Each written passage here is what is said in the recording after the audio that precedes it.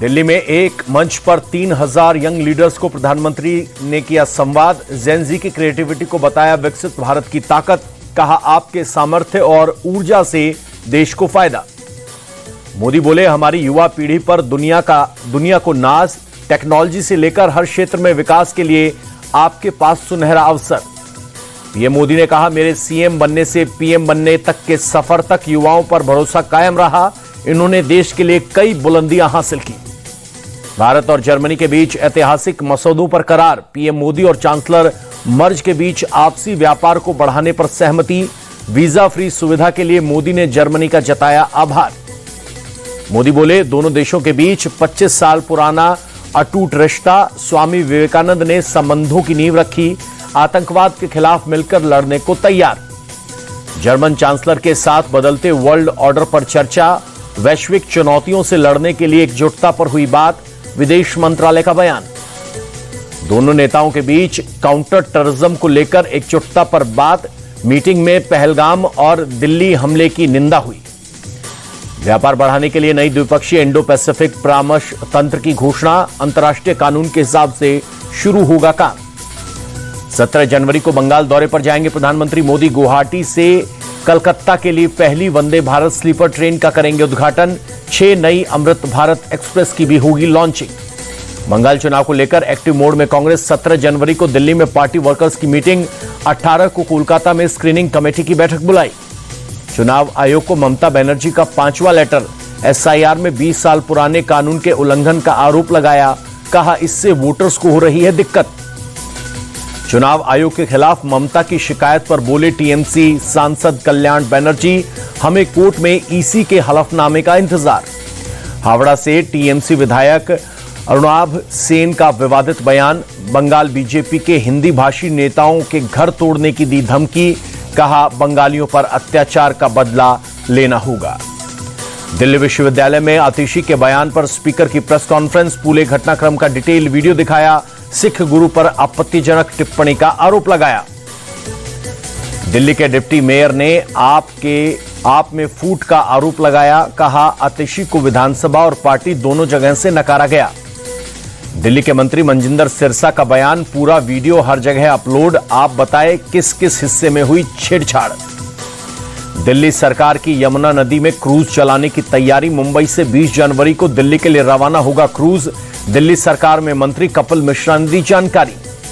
अगले महीने से शुरू होगा यमुना में क्रूज का सफर। एक राउंड में 40 पैसेंजर्स हो सकते हैं सवार।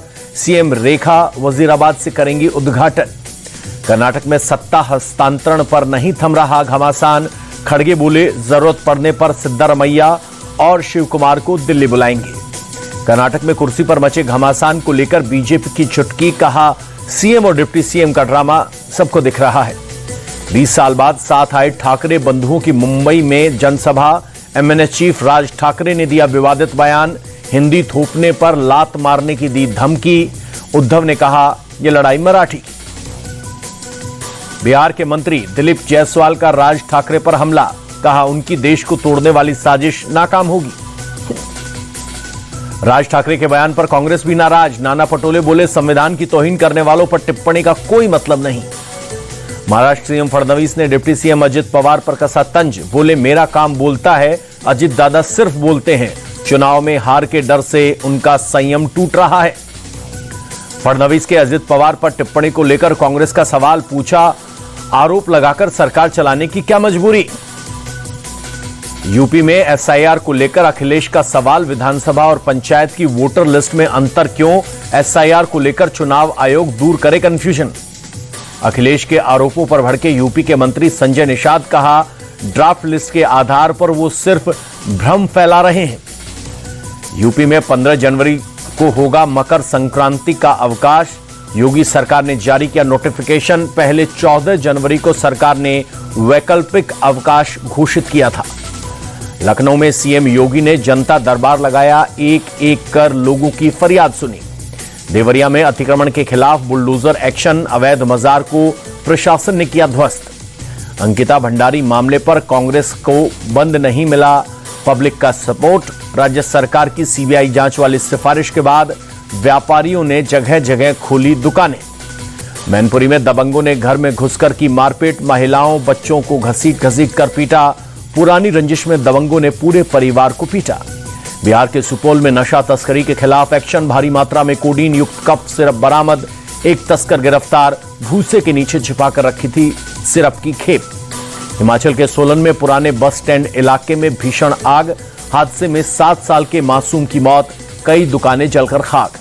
झारखंड के बोकारो में लूट की साजिश नाकाम, ज्वेलरी शोरूम में अलार्म बजने से फरार हुए चोर। लूट की वारदात को अंजाम देने के लिए शोरूम में घुसे थे 7 बदमाश। हरिद्वार में चाइनीज मांझे की चपेट में 2 युवक, बाल बाल बची जान। ज्वालापुर इलाके में चाइनीज मांझे से हुए जख्मी। राजस्थान के चुरू में कड़ाके की ठंड, तापमान में भारी गिरावट, कई जगहों पर बर्फ की पतली परत जमी। भीषण ठंड से बचाव के लिए लोग अलाव का ले रहे हैं सहारा। दिल्ली की सर्दी ने तोड़ा 13 साल का रिकॉर्ड, 2.9 डिग्री दर्ज किया गया न्यूनतम तापमान। आने वाले दिनों में और बढ़ सकती है ठंड, 2 दिनों के लिए येलो अलर्ट जारी। अमेरिका में साल 2026 की पहली गैंग वॉर, लॉरेंस गैंग के 2 शूटर्स ढेर, विरोधी गुट ने ली जिम्मेदारी। शेयर बाजार में 5 दिनों बाद लौटी तेजी, सेंसेक्स 300 अंक उछला, निवेशकों ने 1.22 लाख करोड़ कमाए। निफ्टी में भी 107 अंकों का उछाल।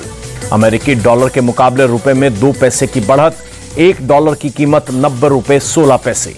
सोने की कीमत में 2,549 रुपए की उछाल। 24 कैरेट सोने का रेट 1,41,368 रुपए प्रति 10 ग्राम। चांदी के दाम में 11,624 रुपए की बढ़त, 1 किलो चांदी की कीमत 2,64,349 रुपए हुई।